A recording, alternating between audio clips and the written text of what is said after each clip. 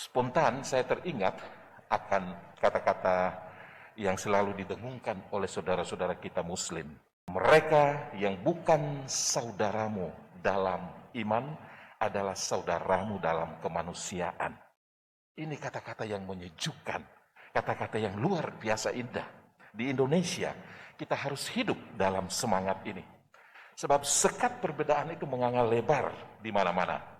Bagaimana kita merangkai kesatuan kalau orang hanya berkutat tertutup di dalam kelompoknya sendiri sambil mengklaim diri sebagai yang paling benar. Minggu lalu, 2 minggu lalu, 3 minggu lalu, dunia jagat maya itu ramai diperbincangkan tentang seorang tokoh yaitu Danjen Kostrad, Komandan Kostrad, yaitu Letjen Dudung Abdurrahman. Saudara-saudara yang terkasih dalam Yesus Kristus, bagian akhir dari Injil ini sangat keras, cungkilah, potonglah.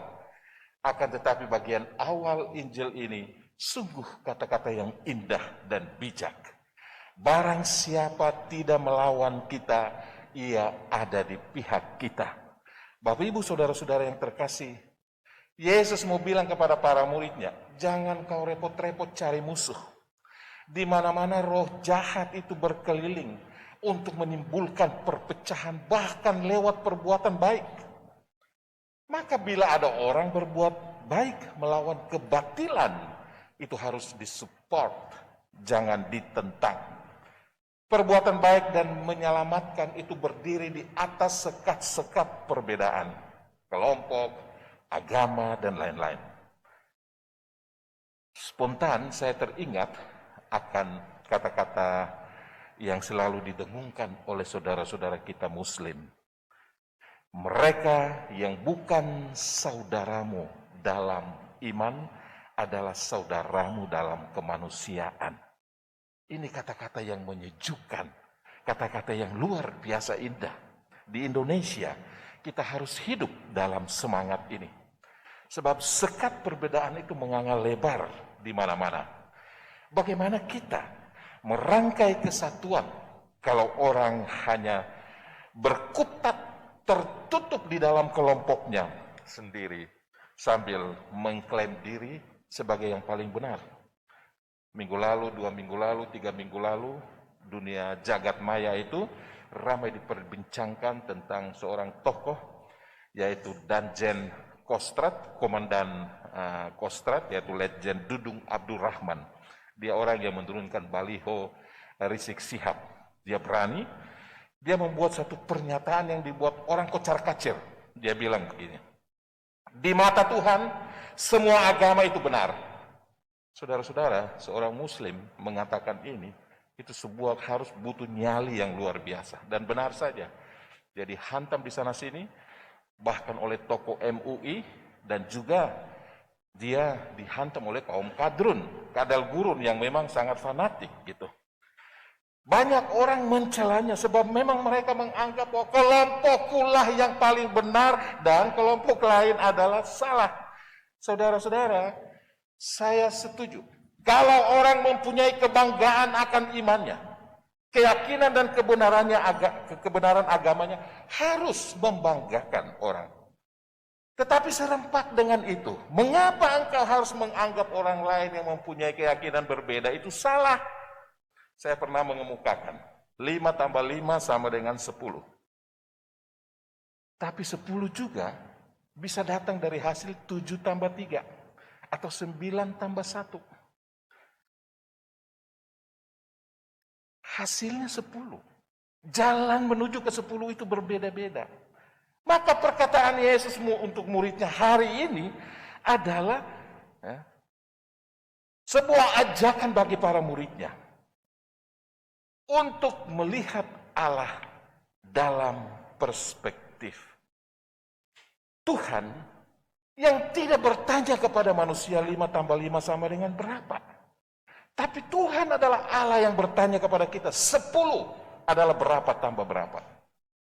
Balik cara berpikir sedemikian. Kalau engkau yakin bahwa 8 tambah 2 itu 10 dan itu benar, silahkan. Tetapi kau jangan salahkan orang yang mengatakan bahwa 10 adalah 6 tambah 4. Bacaan-bacaan minggu ini kalau Anda perhatikan mengingatkan kita untuk mempunyai keterbukaan hati, keterbukaan wawasan, mengakui adanya kebaikan yang terjadi di luar keyakinan, cara meyakini kita. Kita diingatkan untuk mempunyai sikap seperti Nabi Musa. Roh Kudus mendorong Bileam dari Bani Amon untuk bernubuat baik tentang bangsa Israel. Dan melembutkan hati Raja Persia untuk mengizinkan umat Israel bisa membangun bait Allah di Yerusalem. Maka Roh Kudus tercurah atas Eldad dan Medad.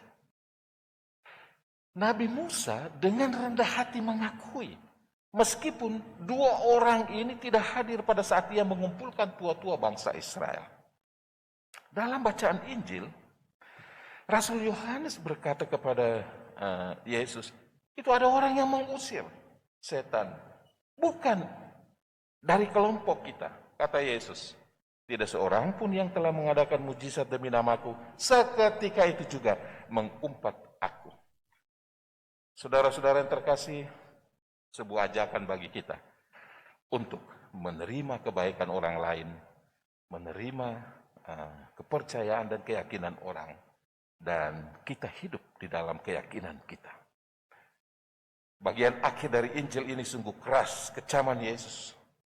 Yesus tidak mengajak kita untuk memutilasi anggota-anggota tubuh yang berdosa. Bukan. Ini sebuah ajakan untuk membangun militansi. Ingat, bukan mutilasi, tapi militansi. Sebab apa? Surga dan neraka itu keadaan ekstrim. Yang ada hanya benar dan salah. Selamat atau binasa. Ekstrim, definitif. Surga dan neraka seperti itu. Dan pesan ini sangat relevan untuk kita sekarang. Kenapa? Banyak orang yang hidup dalam generasi ini adalah kelompok moderat. Bahkan juga bukan moderat lagi, tapi cenderung kompromistis. Ya, ini ekstrim lain lagi dari bagian pertama tadi. Orang-orang seperti ini, generasi seperti ini akan menghasilkan cara hidup atau kepribadian yang fluktuatif. Saya membaca buku tulisan dari seorang profesor yang mengajar, seorang Romo di SDFT Widya Sasana Malang. Dia adalah Romo Armada. Dia dalam bukunya Katolisitas Dialogal mengatakan begini. Satu bahaya untuk gereja Katolik sekarang itu adalah namanya relativisme. Ya. Ini melanda orang-orang Katolik. Contoh ya, ada orang Katolik aktif di lingkungan, ya, rajin ikut misa minggu, tapi dia seperti kurang menemukan greget gitu di dalam kegiatannya. Maka ia belanja, dia jajan, belanja rohani dengan ya menemukan sistem ibadat yang cocok di dunia online ataupun juga lagu dan musik yang dia rasa lebih ada gregetnya. Perlahan-lahan ia memutlakkan kebaikan dan keindahan pada seleranya. Doa yang sesuai dengan selera, musik yang sesuai dengan selera.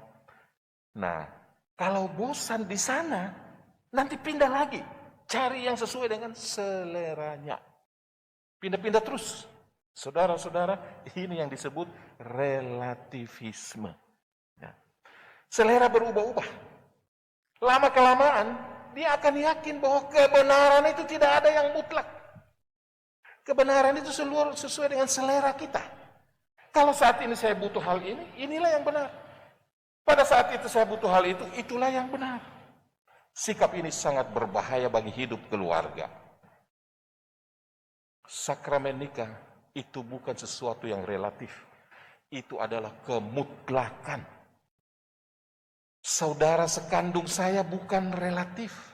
Saudara sekandung saya itu adalah kemutlakan apapun yang terjadi pada hubunganku dengan dia. Saudara, ikatan saudara. Tidak bisa relatif dalam hal ini. Apapun keadaan suamiku, pasanganku, istriku, ataupun apapun keadaan anakku, ia adalah sedara denganku, keturunan, bukan relatif. Keluarga adalah kemutlakan.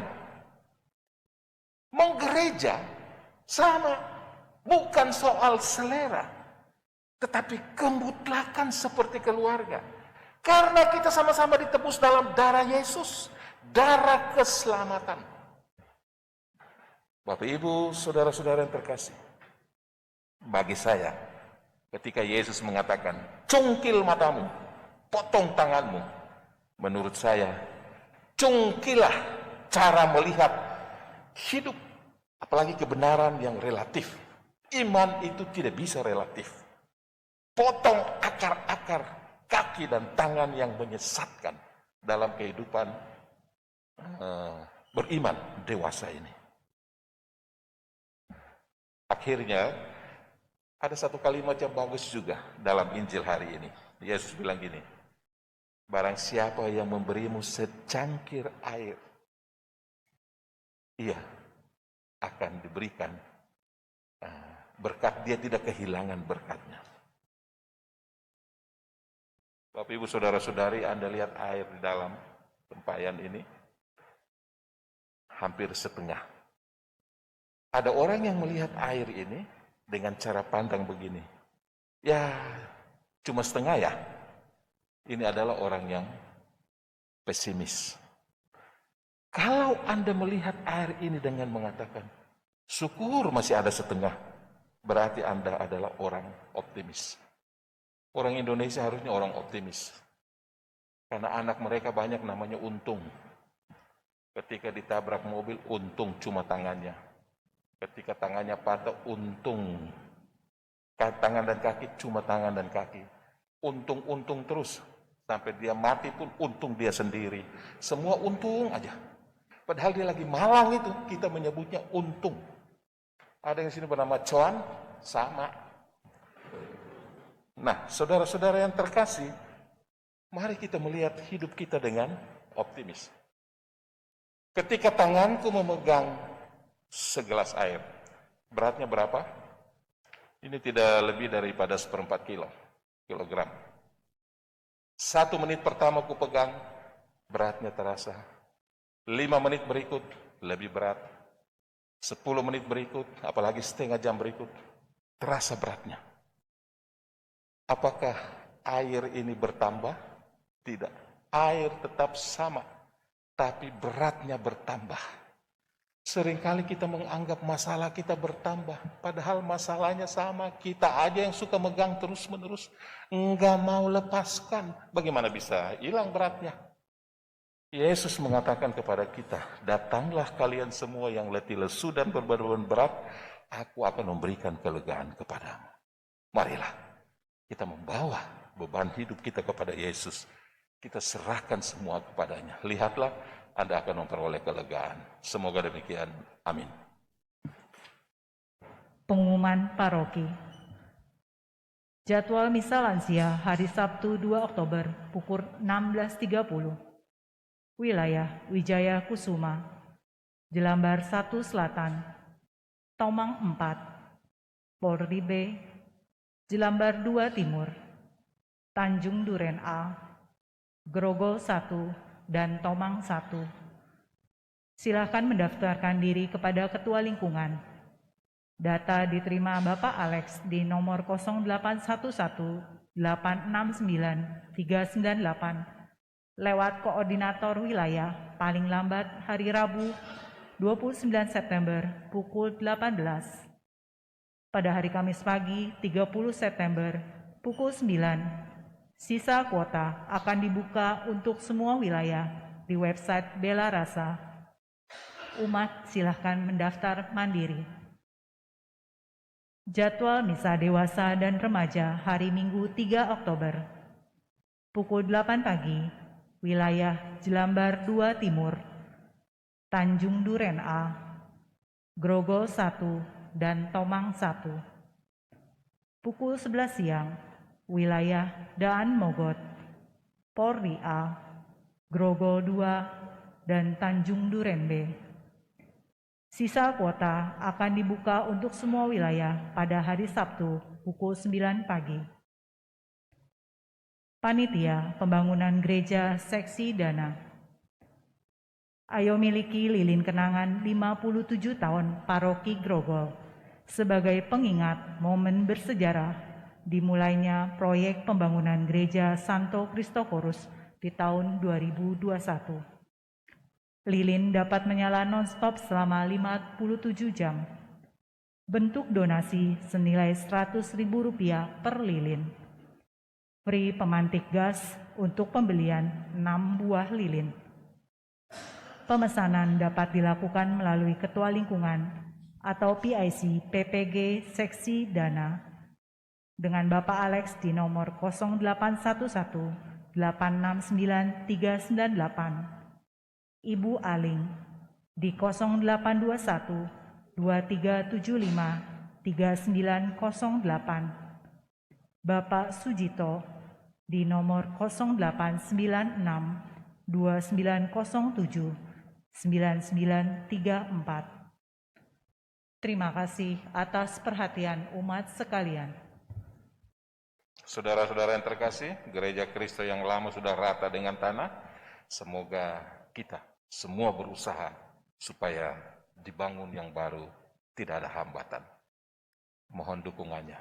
Mari kita berdiri. Mohon berkat Tuhan. Tuhan bersamamu. Dan bersama rohmu. Semoga saudara sekalian diberkati oleh Allah yang Maha Kuasa, Bapa dan Putera dan Roh Kudus. Amin. Dengan ini perayaan Ekaristi kita di hari Minggu biasa ke-26 sudah selesai. Syukur kepada Allah. Marilah pergi, kita diutus. Amin.